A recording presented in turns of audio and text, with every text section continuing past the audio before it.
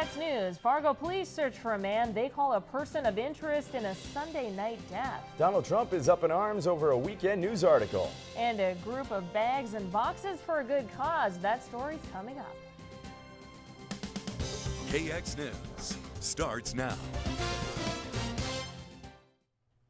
Fargo police have released details about the death of a 40-year-old female in South Fargo Sunday evening. Good morning, I'm Amber Schatz. And I'm Jim Geffro. Officials say the 40-year-old victim has been identified as Corey Terlicki, residing 1518 34th Street South in Fargo.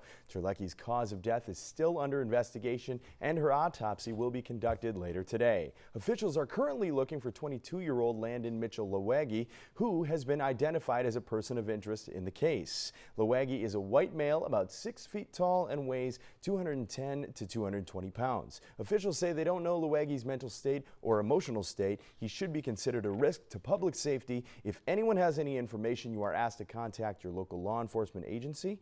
Officials say this is still an ongoing investigation and will not be releasing further details at this time. A Bismarck man finds a bullet in the side of his house hours after a report of gunshots in his area. According to a police report, a man called 911 around 2 o'clock early Sunday morning with the report of gunfire. Officers were unable to find anything at that time. Around 11 o'clock that morning, another man called police to report he found a bullet hole in the side of his house. He lives on the 400 block of West Turnpike Avenue in Bismarck. That's 2 blocks from where the original gunfire was reported. The officer who responded found a spent bullet in the back of the house. The officer reported he believed the bullet was from a handgun. Police are still investigating that incident. Donald Trump stands up to allegations he doesn't treat women well, while Hillary Clinton and Bernie Sanders prepare to face off in 2 more states as they battle for the Democratic presidential nomination. Craig Boswell has all the latest from the White House. Donald Trump is defending himself against accusations that he treats women poorly. The New York Times interviewed more than 50 people for its Sunday article that claims the businessman in the past has shown a pattern of unwelcome romantic advances, unending commentary on the female form, a shrewd reliance on ambitious women, and unsettling workplace conduct. Trump responded on Twitter this morning, calling it a hit piece, and pointed to an interview with one of the people quoted in the article. They did take quotes from what I said, and they put a negative connotation on it. They spun it to where it appeared negative. These new allegations could cause Trump to have more problems with female voters. A recent poll shows 64% of women surveyed had an unfavorable view of the businessman. Trump's likely opponent, Hillary Clinton, has promised to play up the so-called women's card and has made female equality a centerpiece of her campaign. We have to guarantee equal pay for women's work. That is something that is long overdue. But before Clinton can take on Trump, she has to defeat Bernie Sanders, who has now won the last 2 primaries and wants Democratic super. It's hard to believe Bernie was just here. Yeah, I know, exactly. I can't believe it. The Clinton camp thinks it will be competitive in Kentucky, and she has 3 campaign events scheduled for the Bluegrass State, and that's today. Well, I'm hoping for a little bit of sunshine in the forecast. Let's take a look up with Darrell. Darrell, what do you have going on, my friend? Well, sunshine will be the theme, not just for today, but the next several days. Also, if you enjoyed the feel of this weekend, temperatures are only going to warm from here on in. As we take a look at what's happening right here and right now, a ridge of high pressure still over much of the region. Just a little bit of cloud cover throughout parts of central and eastern North Dakota. Now, moving forward, we are going to see more sunshine through the rest of today, and it's not going to be until the end of the 7-day planner that rain chances even come back into play. I'll have more coming up in just a little bit, but for now, back over to the desk. All right, Darrell, thank you so much. Sounds great. Well, here's something kind of cool. Take a look at it's a photo from France where a B-52 bomber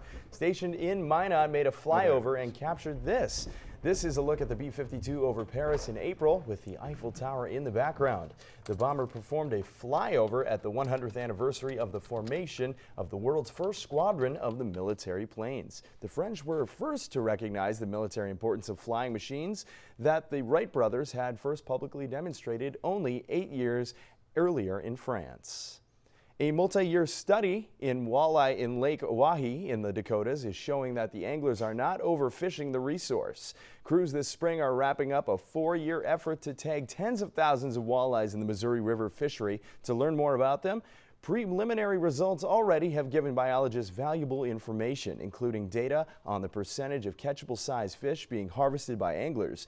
The angling mortality rate in the first 3 years of the study has ranged from 17 to 27%. North Dakota Fisheries Chief Greg Power says angler mortality rates in comparable lakes in the region also are in the 25% range. He says total walleye mortality in Oahe is about 35 to 40%, below the typical range in North America of 40 to 55%.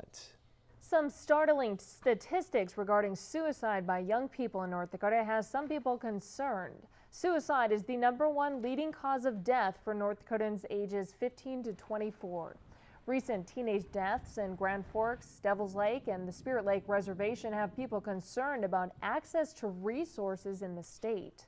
An administrator with the Lake Region Human Services Center says educating parents in the community about this issue might help save a life. And I'm sure that happens through the school system. It happens some through us, but more community education about warning signs and what to do if you're concerned, I think would be a good community service. Many mental health professionals say suicide is often linked to factors including depression, an illness about 15 million people across the country live with. Well, more than 1,000 bags get filled for those in need. Hundreds of people shuffled through an assembly line putting together what they call blessing bags. It's a project that has been in the making for nearly a month. The North Dakota Homeless Coalition and Surprise Church helped develop this effort. It's called the Mercy Box. Its purpose is to gather supplies that homeless people can use. On Sunday afternoon, volunteers bagged up snacks, toothbrushes, and even socks for those in need. Emily Dalzell helped coordinate the project. She says what started as a simple idea grew into the effort that she hopes will continue in years to come. Emily believes each bag is a blessing to those who receive one. People want to help, but sometimes people don't know how to help. So this is a good way to be able to put a resource guide of local places to go to for shelter, for food, for employment services. Well, Senator John Hoeven and his wife Mikey and Miss North Dakota also took part in filling those blessing bags. Oh, what a great cause, and sounds like a real blessing for everyone. Of course. Still to come on KX News, an atypical lifestyle comes into the spotlight. That story is coming up after weather.